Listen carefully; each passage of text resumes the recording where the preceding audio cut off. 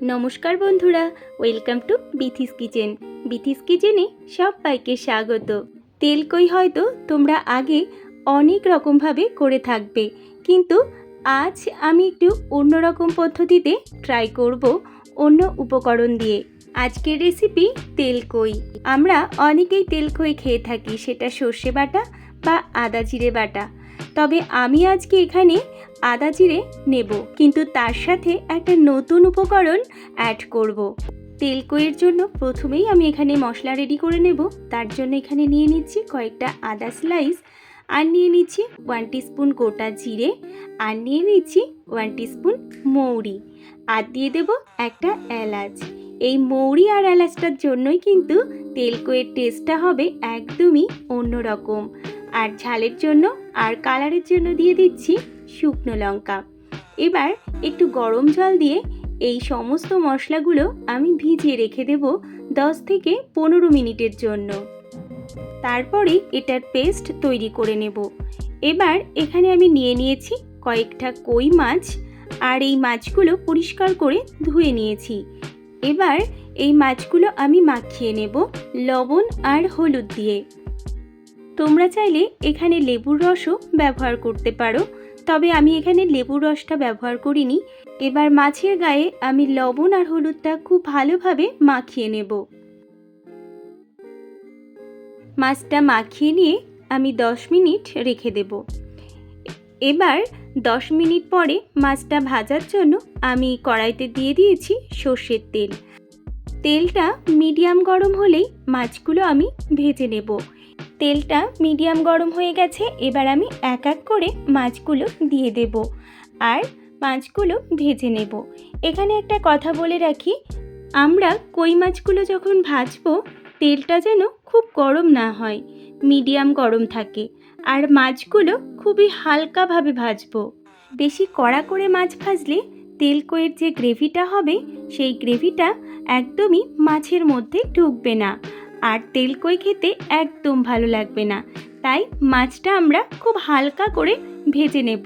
দেখো একটা দিক ভাজা হয়ে গেছে, এবার অপর দিকটাও আমি পাল্টে দিয়েছি।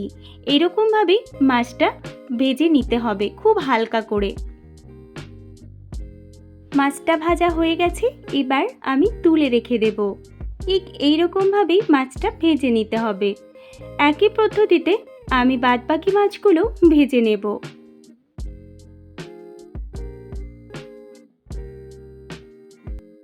মাছগুলো সব ভাজা হয়ে গেছে, এবার আমি ওই মাছ ভাজা তেলের মধ্যেই ফোড়নে দিয়ে দিচ্ছি সামান্য একটু কালো জিরে। কালো জিরেটা একটু ভাজা হলেই ওর মধ্যে আমি দিয়ে দেব দুটো গ্রেট করে নেওয়া পেঁয়াজ। এখানে আমি মিডিয়াম সাইজের দুটো পেঁয়াজ গ্রেট করে নিয়েছি। এবার পেঁয়াজটাকে খুব ভালো করে ভাজতে হবে। আর পেঁয়াজটা ভাজার সময় এখানে আমি দিয়ে দেব কয়েকটা কাঁচা লঙ্কা চেরা। আর এই সময় কাঁচা লঙ্কাটা দিলে এই রান্নার ফ্লেভারটা কিন্তু ভীষণ সুন্দর হয়। কাঁচা লঙ্কা আর পেঁয়াজটা খুব ভালো করে ভেজে নিতে হবে। পেঁয়াজটা এখানে 60% মতো ভেজে নিতে হবে। পেঁয়াজটা ভাজা হলে এর মধ্যে আমি এক এক করে বাদবাকি উপকরণগুলো অ্যাড করে দেব। দিয়ে দিলাম সামান্য একটু লবণ, আর দিয়ে দেব পরিমাণ মতো হলুদ গুঁড়ো, আর দিয়ে দেব হাফ টিস্পুন ধনে গুঁড়ো, আর দিয়ে দিচ্ছি সুন্দর একটা কালারের জন্য 1 টিস্পুন কাশ্মীরি লঙ্কা গুঁড়ো। এটাতে ঝাল হবে না, শুধু কালারই হবে। এবার সমস্ত উপকরণ দিয়ে মশলাটা খুব ভালো করে কষিয়ে নিতে হবে, যতক্ষণ না পর্যন্ত মশলা থেকে তেল ছেড়ে আসছে। মশলাটা খুব ভালোভাবে কষিয়ে নেওয়া হয়ে গেছে আর মশলা থেকে তেল ছেড়ে এসেছে। এবার আমি এর মধ্যে অ্যাড করে দিলাম আগে থেকে বেটে রাখা মশলার পেস্ট, আদা জিরে মৌরি এলাচ আর শুকনো লঙ্কার পেস্ট। তারপরে আমি এর মধ্যে অ্যাড করে দিচ্ছি একটা বড় সাইজের স্লাইস করে নেওয়া টমেটো। এবার সব মশলাগুলো খুব ভালো করে আবারও কষিয়ে নিতে হবে। এখানে আমি টমেটোর পেস্ট ব্যবহার করিনি, কারণ টমেটোর পেস্টটা ব্যবহার করলে মশলাটা কিন্তু কষিয়ে নিতে অনেকটা সময় লাগে। আর এখানে যদি আমরা টমেটোটা স্লাইস করে নিয়ে ব্যবহার করি তাহলে টমেটোটা খুব তাড়াতাড়ি সেদ্ধ হয়ে যাবে আর এর থেকে কাঁচা গন্ধটাও খুব তাড়াতাড়ি চলে যাবে। দেখো, মশলাটা খুব ভালোভাবে কষিয়ে নিচ্ছি আর টমেটোগুলো কিন্তু সেদ্ধ হয়ে গেছে। এবার আমি এর মধ্যে দিয়ে দিলাম আগে থেকে করে রাখা গরম জল। আর যে কোনো রান্নাতে গরম জল ব্যবহার করলে রান্নার টেস্ট আর কালার দুটোই কিন্তু খুব সুন্দর হয়। এখানে আমি খুব বেশি জলের ব্যবহার করিনি, যেহেতু তেলকইটা একটু গ্রেভি হবে। আর তেলকই যেহেতু গ্রেভি হবে তাই জলের পরিমাণটা কিন্তু বুঝেই ব্যবহার করবে। দেখো, ঝোলটা একটু ফুটে উঠেছে। এবার আমি এর মধ্যে দিয়ে দেব আগে থেকে ভেজে রাখা মাছগুলো। এবার মাছগুলো দিয়ে ঝোলের সাথে ভালো করে মিশিয়ে নেব। এবার ঝোলটা একটু ফুটে উঠলেই গ্যাসের ফ্লেমটা লোতে রেখে আমি ঢাকা দিয়ে এটা রান্না হতে দেব 7 থেকে 8 মিনিটের জন্য।